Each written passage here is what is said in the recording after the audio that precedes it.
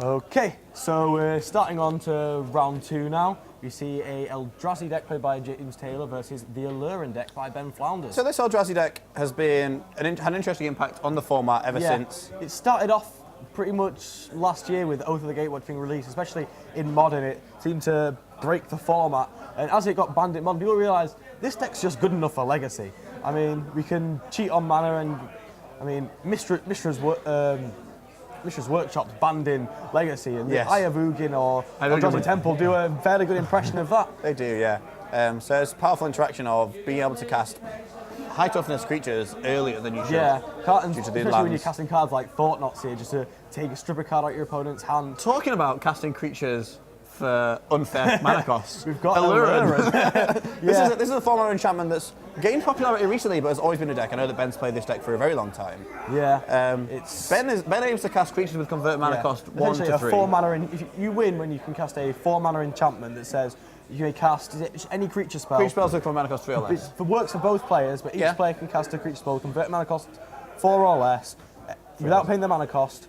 Instant speed. Yeah, which is a powerful effect, and you win with a series of enter the battlefield effects, comboing with bounce effects, essentially. I'm not Cavern Harpy and Parasitic Tricks. Particularly familiar with the deck myself. I mean, never really seen it before, but I know that I've played a bit of Aluren. Ben's playing the white version. We have got Recruiter of the Guard in this list, which is an exciting addition. They used to play at the same time as Leovold. It did. They used to play Imperial Recruiter, the 3 mana 1/1 that shoots for a red creature that shoots for creatures. They're instead playing the white one now, as it has a greater range of creatures that you have access to. Now, Ben's opponent James knows him quite well. They were playing leads on a regular basis. However, this start represents a number of decks from Ben. You know, this could be 4-color Cascade, couldn't it? It's definitely not. The thing about Aluren is it plays a lot like a Shardless Bug deck. Like a mid-range creature deck. The Shardless Agent, Deathwatch Shaman, Baleful Strix, but then it just has this it has this combo that you can just play at the end to win out of nowhere.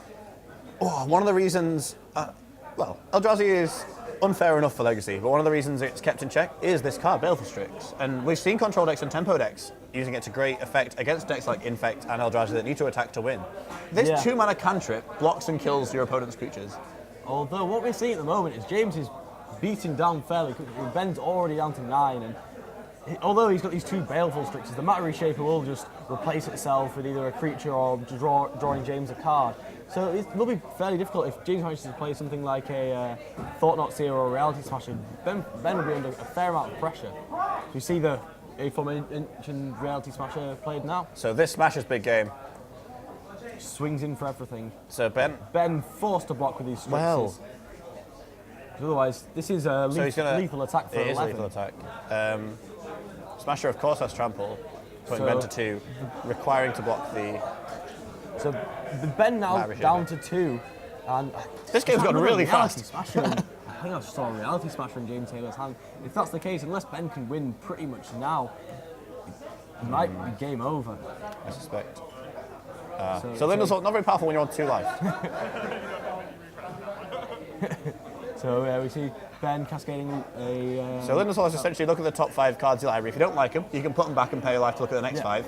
Rearrange them in any order and put them back. Keep doing that?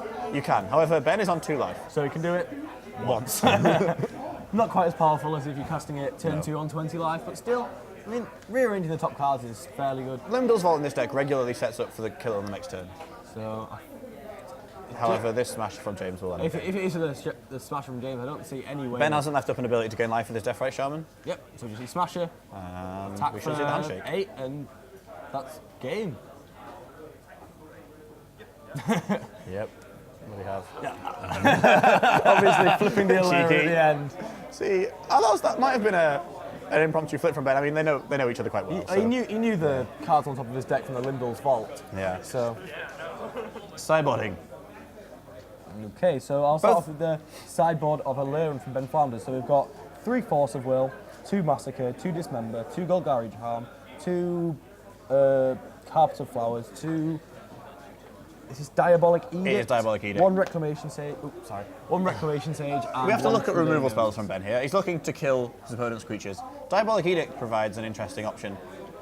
James's list isn't playing Skyspawn or any way to create value with making 1/1s. It's just the white Eldrazi. Yeah, it's playing Displacer. So Diabolic Edict is a really good way to reduce the number of creatures that they have, and Dismember, realistically, I think, is really good in this matchup, killing a Thought-Knot Seer or a Reality Smasher, or even an Endbringer if you go that big. And then the Force of Will, I don't like in this format, in this matchup. No, Cavern of Souls is a stalwart in the Eldrazi deck, and so not being able to counter James's creature spells is sort of... Yeah, True Millionaires is not so much, I think. Well, it just blocks. True Millionaires blocks everything all day long. Although it only absorbs 1 damage from yeah, but it blocks Thought-Knot, it blocks big Endless Ones, it blocks Endbringer if you're attacking with that creature for some reason. I'm not sure. It's a difficult one. I actually don't like True Name in this sort of list, but Ben likes to be able to beat face sometimes, and sometimes you're what do we like mid-range from deck. James? Well, we have to think about what Ben's taking out. Does it reduce the combo? Because oftentimes against fair mid-range decks, Ben doesn't have to go for the combo quite as quickly. However, Eldrazi puts such a clock on you. I think you can cut his out maybe might some be number of comboing Abrupt as soon as Decay. possible. The Abrupt Decay is okay. So it kills Mimic and Endless One? Kills Mimic and Endless One, and it kills Displacer. And Reality Smasher. Sorry, not Smasher. Matter Reshaper. Crikey, all those cards are very sort of similar. It's not killing the big hitters as much, and I think if James just starts trying to interact more than I think it's just, Dismember is just better than Abrupt Decay in this. So he has to think about Abrupt Decay. I'd consider leaving some number of them in, but I can appreciate taking one of your 3 out. All of them. Sylvan Library seems mediocre, as you're unlikely to be able to draw extra cards off it since James is taxing your life total. What do you think about the Limdol's Vault? It didn't seem particularly good in that first game. Well, Limdol's Vault enables quick combo kills, so we have to decide what he wants to do, and I think you're probably right though. On the other side of the matchup, James's deck, James went, well, it went pretty well, didn't it, game 1? Yeah. He just sort of beat his opponent's face with big fat creatures. James has unfortunately revealed a card as he's drawing. Just to quickly go through his sideboarding opportunities. He doesn't really have a way to beat the combo, because Ben has to catch creature spells over and over again, and so Thorn of Amethyst does not beat that. I think the best way of... Chalice on 2 really wrecks Ben's deck. The 3 Warping Whales. And 3 Warping Whales. That seems well, really I don't know if against. it does remove Baleful Strix, which is a big problem for James, but it doesn't really interact with the combo very well. No, because you usually have Cavern Harpy in play. But it's the thing about Aluren is, once you've got the Aluren down, I think it's something like 4 or 5 interaction spells you need, which James has Pithy Needle to stop Cavern Harpy and World Breaker to kill Aluren, but I don't think that's going to happen. So Thorn of Amethyst might come in just make it cost 5, but honestly I think that James, it might be all just, but I think James's best bet is to just Ratchet Bomb. If you can get Ratchet Bomb down onto 2. Onto 2, it's relevant. Yeah. I think James's best bet is to just keep his threats as dense as possible and beat his opponent's face as hard as he can. Yeah, I think maybe sign some number of Warping Whale and Ratchet Bomb and leave it at that. Well, yeah, perhaps. I mean, he has Dismembers and all his dust in his sideboard. Maybe he's boarding them out. Again, Chalice on 2 and Umezawa's Jitte, both very good cards against Ben. Yeah, Umezawa is just insane against well, any of the it's good if decks. Ben has to go on the beats plan, but I don't think Ben can go on the beats plan. James's fix has been, or James's accidental revealing of extra cards has been fixed. It is, of course, no penalty, I believe. And Ben's going to 6, 3, 4, 5, 6. Less satisfying smash line. Hopefully this 6 is good for Ben, of course being 1-0 down in the matchup. Looks like he's keeping. So 1 Death Right Shaman. Ben's dream start, I believe.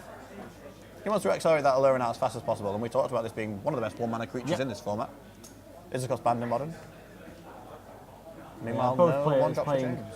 cards banned in Modern with the Ayavugins and the Deathrite Shamans. And we just see another Shaman. Only 1 land from Flounders, it seems. But no lands in the graveyard as well. So these Deathrite Shamans at the moment are just 1/2s. He could have attacked there. He did. You saw the he did. Deathrite Shaman. That's one.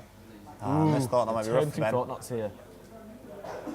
So what do you take from this hand? Well, you can, if you want, Parasitic Strix stops the combo. Assuming he doesn't play more than 2, which is difficult to know. Baleful Strix is probably the best card against James. Right now. So this Thought-Knot series is a massive spanner in the works for Flounders. The hand instruction plus a 4/4 body. Yeah, just being able to beat face it's obscene. I mean, we talk about Tired Hollow Scholar being quite powerful. Yeah. You know, you cast off 2 lands, it steals a card for a little bit. Yeah, just cast off 1 land, it's a 4/4. Yeah, it's quite a lot better. Slight upgrade there. It exiles the card forever. Unfortunately, Ben not drawing lands, which is obviously pretty horrendous. James could back up his threat with another 4/4 probably. I think I foresee an Endless One. I saw at least 1 Endless One, maybe. It's not even. He's also got a Matter Reshaper. Play Matter Reshaper. Thinking about casting both Matter Reshaper. Ooh, this is 1, 2, 3, 4, 5, 6 mana at the moment now. I think he's just going Reshaper, Reshaper. And Elder's run for 4, so he's got lethal on board for next turn, right? 6, 7, 8, 9, 10, 11, 12, 13, 14, not quite lethal. But Ben really needs to draw effect land. He's drawn the land, but it's a Bayou, so he's still only on 2. Coily Joe! Come on, Coily Joe! That's a dismember. It's not the worst. But by the time he can cast it, it might be killing him. Well, I think we're going to have to see some unfortunate blocks for Ben. That a reality smasher from James. This game is pretty much over, I think, now. Reality Smasher proving to be a really big beater in all formats. We see Ben. That was a very quick match, finished in less than 10 minutes. Just these Reality Smashers and Thought Knots here. Unfortunately, Ben quickly. Ben gets to play a sort of bug mid-range deck here. Yeah. Which the things he loses out on by having the combo are resiliency and removal. Yeah. Unfortunately, you just don't have access to, like, he's good in the mid-range mirrors because he has that, like old Splinter Twin. Yeah. He has a weird 4-mana enchantment that can just win you the game on the spot. Unlike, Shardless Bug, where you have Maelstrom Pulse, Toxic Deluge, in that match, we really didn't see the full power of Ben's deck. No, because it just seemed like a slightly below average Bug mid-range deck. I mean, he did struggle on lands. I assure you, the deck can be incredibly powerful if you do manage to land the namesake enchantment. You heard it here first, no. Eldrazi, a lot of people referred to this deck the Eldrazi Mets. Yeah, it's a big change in that we've only seen in the past year or so. I mean, Legacy is such a wide a large pool of cards. It doesn't seem to change that often, but this Eldrazi deck has definitely changed how the format's been over the past year. James Taylor is a big advocate of casting things for mana. Pretty much every time I've played against him, he's been Tron. playing the biggest. He'll probably play Tron in Modern. Biggest colourless creatures in the format.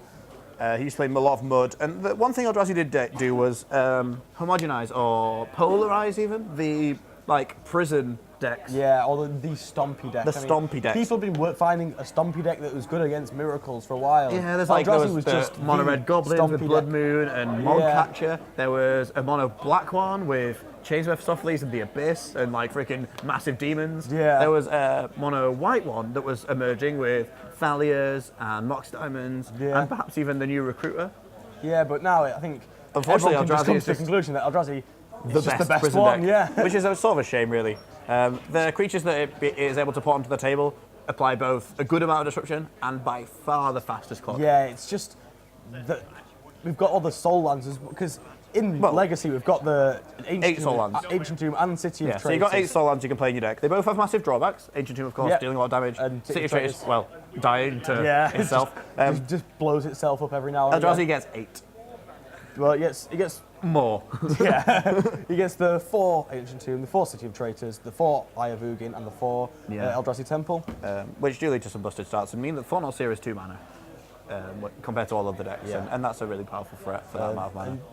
It's coming back bonkers to just being able to cast a creature as big it as is. We're still Luke and Alfie Bennett here. We've just had round 2 of this Northern League Invitational today. I think we'll see if we can try get another. We'll see what we can do. Since that finished so quickly, we'll see if we can try get another. But we should talk more about Eldrazi and the way that Legacy evolves. We talked all about Fatal Push and Leovold. Eldrazi was the previous big hit. I think in the past year we have seen a fair bit of new decks coming into the format. These bug Leovolds and the colourless Eldrazi or white Eldrazi or blue-white Eldrazi. Different versions you can take on, which has changed the way that you play the format. It's pushed some decks out, like Rug Delver. I hadn't seen much of that recently. No. That used to be a big player. Well, decks like Elves as well. It's not nearly as big. So you're right. All these decks still exist, and you can definitely still play Rug Delver. There's definitely these decks are still all viable. It's just they're seeing less play now. People are opting towards these Sultai mid-range decks or Grixis Delver as the Delver deck of choice at the moment. Young Pyromancer proving a powerful threat in those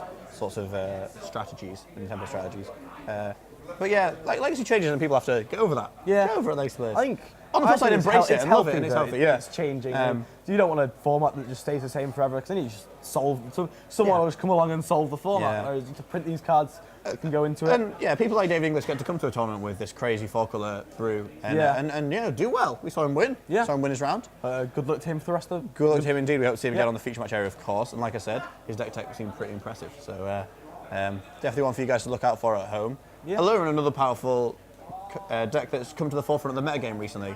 Yeah. I do think that Eldrazi is a bad matchup. Ben has talked about how it's not the best. Well, the printing However- of the new recruiter, the white recruiter, is kind of white seems slightly better to play in the format than red. Playing in the deck than red, just because. Well, you get access to Enlightened Shooter. Yeah. Choosing to play one of. Which with red And more it was powerful sideboard just for options. the Imperial recruiters. You get more powerful sideboard options in white as well, which don't come to fruition in Ben's list, but you can play things like, well, your combo doesn't rely on the graveyard. You can play Eternal Witness and ways to get back creatures. Even you can play like 5-mana Nissa from standard, but your combo doesn't rely on the graveyard, and a lot of decks do, and a lot of combo decks really rely on the graveyard. So being able to play Rest in Peace against decks like Rest that in is Peace. powerful. And just often I've seen white does have some of the most powerful sideboard It offers you the options. most diverse range of sideboard options, a real range of things. We're going to move to a short break in just a short while before we start on round 3. Found somebody for a game 3. We've been told we found someone for a game 3, so gonna we've be- still got round we're 2 gonna going on. Bring a bit more down for feature match.